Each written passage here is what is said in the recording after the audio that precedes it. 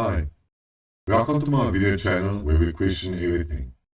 Today's subject is world politics, with the main subject being, you guessed it, Ukraine. I wanted to do several videos on other subjects, but the current video politics has caught my attention and forced me to do a video on the current situation. To be honest, I just did not have any other choice. Could not help myself. Remember, I always look at the flip side of the coin, try to argue the other side. So, just to refresh your memory, I live in South Africa and have a bird's eye view of events in the Northern Hemisphere. Am I biased? Probably. Why? And which side? Neither. Probably my side. You know, the other side of the coin. So what is going on? Is a war or a special operation? Take your pick in Ukraine. America has high inflation, is sanctioning Russia.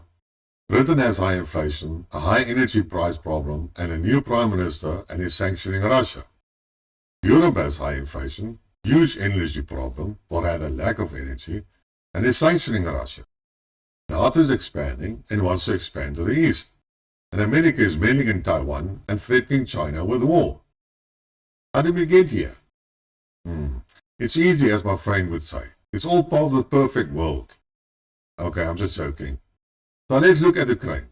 So Ukraine believes it is in a war with Russia, and Russia believes it is busy with a special military operation. Who do I support? Neither. I hate wars, although I realize that war is sometimes necessary, but I will leave that for another day. So what are the facts? I don't know. I believe none of the two sides tell the truth, and both are lying. That is what politicians do. Lie, constantly and all day. I'm not even going to talk about the media. However, one can see that the one side is lying more than the other. That should be obvious. And who is that? Ukraine and Zelensky. If you do not know the following, then I will tell you. You should all by now know that Zelensky was a clown, or rather say a comedian, but what is the difference? He was an actor, and that is what he does well. Today I read that the advisor to the head office of the President of Ukraine, Oleksiy Arestovich, that is Zelensky's office, confirmed in a YouTube video that the clown is the drug addict and that he was supposed to be drugged when he held all these video speeches to foreign leaders. Drug dealer has even apparently been arrested today in Kiev. That is according to Ukrainian media. In all his addresses to the other Western leaders, via video, he played an excellent role and adapted his narrative and speeches according to his audience he was addressing. You could quickly see and realize that he has excellent PR people and support. That should have been clear from the start. Now just pause a bit and think about it. You can look at various people and determine their character from their profession. Well, more or less. But most of the time. Salespeople have their own type of character. Accountants have their own kind of personality. Engineers have their own charismatic personality. Politicians have their own devious, self-centered character, and so on and so on. So let's consider the following. If you want to appoint a manager to run your business, do you hire a baker? No. If you want to get an operation, do you go to a mechanic? Definitely not. So why would you think that a comedian is a good leader and a politician? He's an actor, not a politician. And this is how one should evaluate his action. But I will get to that. So why do you believe him? Why does anybody trust what he says? Why are the Western leaders listening to him and always doing what he asks them to do? It is as if you do not do what the clown says and support him, you are a Putin patsy or worse. Why are you suffering with high inflation and high energy prices just because this clown demands your support? Ukraine was classified by the European Union as the most corrupt and poorest country in Europe, and that is not Russian propaganda. It seems as if Zelensky in Ukraine has become one of the woke terms. If you do not agree with this, then you're going to be cancelled. So let's look a bit further. Who is winning? So the Western media claims Ukraine is winning the war and the Russian army and troops are demoralized, dying in their thousands, and the Ukrainians are going to drive the Russian army back to the borders. But think a little bit about that. Just take a world map. See how big Russia is and how small Ukraine is in the comparison? So this small country is going to win a war with this big country. Right. In history, nobody has ever defeated and conquered Russia. Okay. Very far back in history, some did, but then Russia was not that big. So I hear that Russia has only used 12% of its armed force in the war. Is this true? I do not know, but what I do know is that Lugansk and Donetsk have also provided significant troops, which are apparently doing the bulk of the fighting. So Russia is running out of ammo and missiles, etc. So I have read somewhere that the Russians are having a military exercise in the east with the Chinese army. So how can they run out of ammo when they have military drills?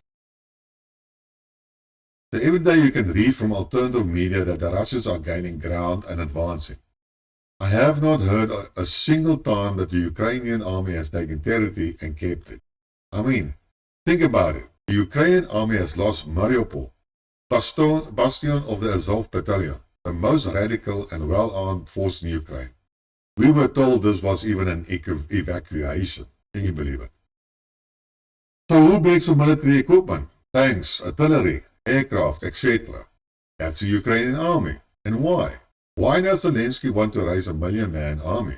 Is his existing army being lost in combat? Does it need reinforcement? So Russia is expanding its army, meaning they're going to have thousands of more soldiers. Does this mean they're going to refill the so-called thousands of soldiers killed in action in the war? No. This is an increase of troops. The total number will become more.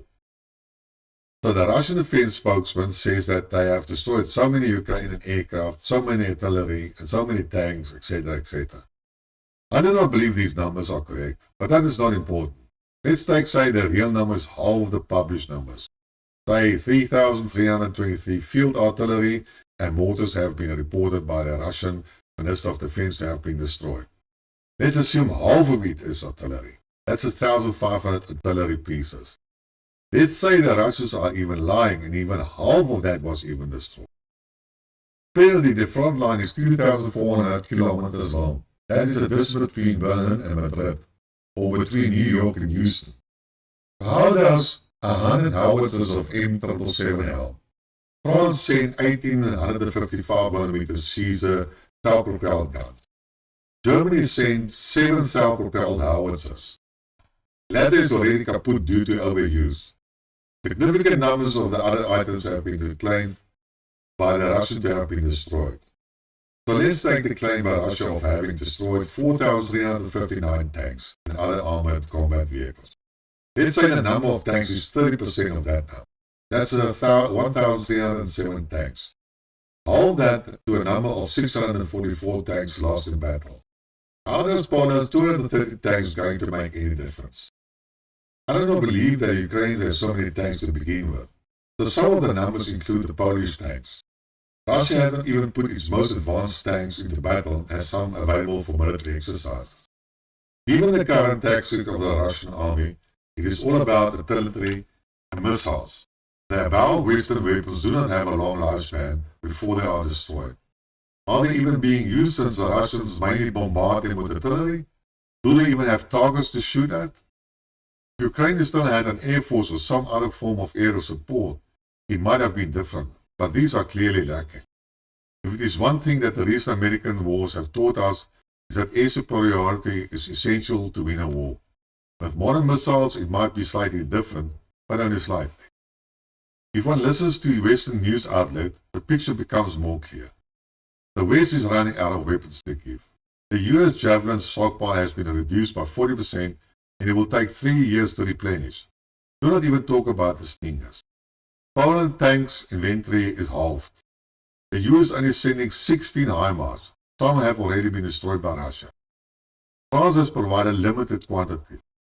No aircraft is really supplied, and the few that is provided is shot down as they approach the front. Germany is at the end of delivery of heavy weapons. So what is left? These small numbers just do not make sense. The West just does not have the capacity to manufacture new weapons to replace the destroyed ones in a very short time, and can only use existing stocks, something which they might need if the war escalates. It is now promised by various countries that they will deliver more modern weapons to Ukraine, but that these have to be first manufactured.